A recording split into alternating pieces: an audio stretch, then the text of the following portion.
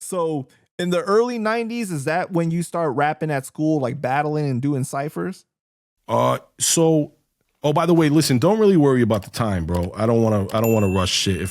I don't give a fuck about that live thing, really. You can edit this if you want, or you can keep this in and show people what the real is. But let's just keep going because I like this convo. So in the 90s,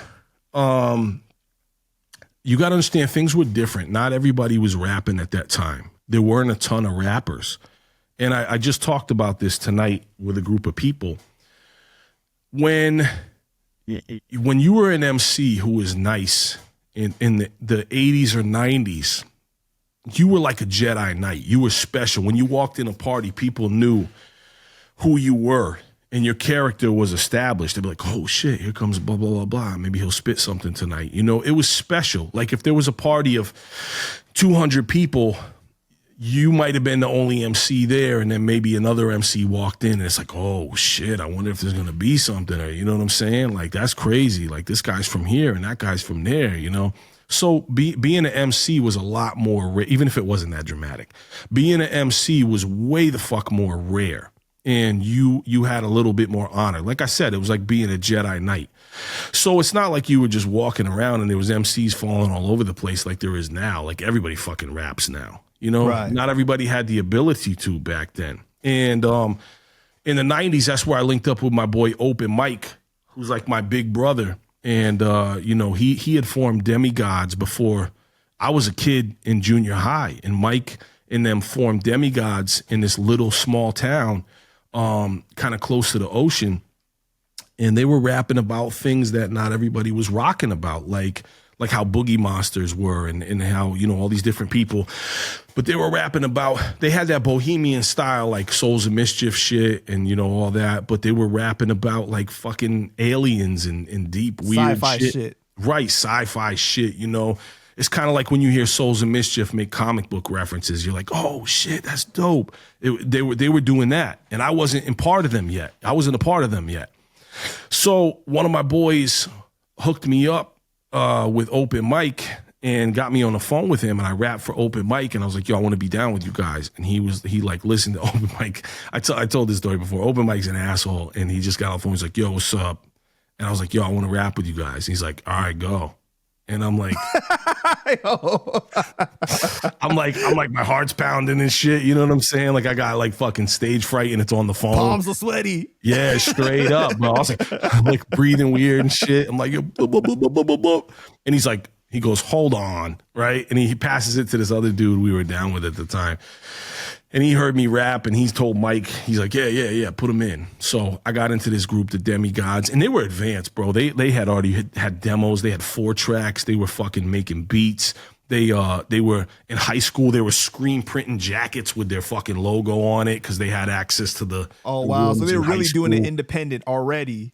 Yo, they were like, I was like, oh my God, this is crazy. This is what I want to be doing. So it was dope, man. It was dope. And I got put down with them, and then we recorded our first demo. It was called Feet Don't Fail Me Now. And it was a really jazzy loop and super low bit rate, just grimy, super grimy, so dope.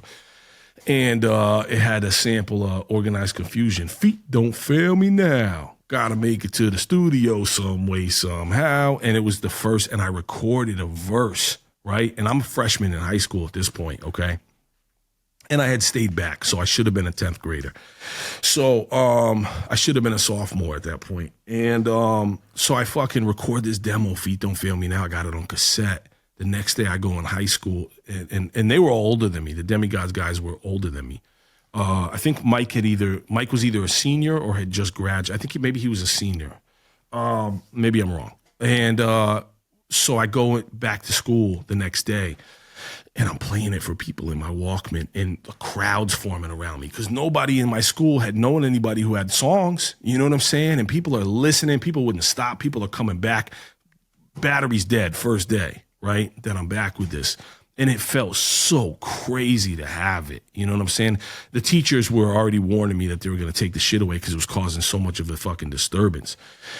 And it was really dope though. And then we recorded demos with Mike, and we did this whole thing, and we had a fucking demo tape that we did, and we got it pressed up officially. There was only 100 copies of it. I'm looking at it up in my tape rack right now, the actual one from like 97, 98. You know, but it was dope, man. It was dope at that time, the early days. Let me ask you this though. So like, you early on you were saying like because you moved around from school to school so much, right? Like you Mhm. had to try to make people like you very fast. Now, with you being a rapper now, did that like help you feel better about things because people Yeah. liked you because you were rapping? Yeah, I think that all of us, not all of us, I'm sorry. I think a lot of us who are MCs and who are rappers are probably insecure people, right? Who Mm. want some attention. I'm not saying everybody, but I'm saying a lot of us are probably insecure people who want to feel important, or we didn't get enough of what we needed when we were kids or when we were teenagers, and that validation is important for us. We're humans. We want love. We want to be acknowledged. We want people to think we're smart and we're dope and we're fresh and fly, you know what I'm saying? So I think that was a huge thing, that I wanted that acknowledgement. And I feel like, hip hop in general empowers you in a different kind of way because it's like one of the genres where like before you couldn't really get on a song and say fuck you on that kind of level to somebody or like really have that voice in that way. You know what I mean? Like it was like totally different.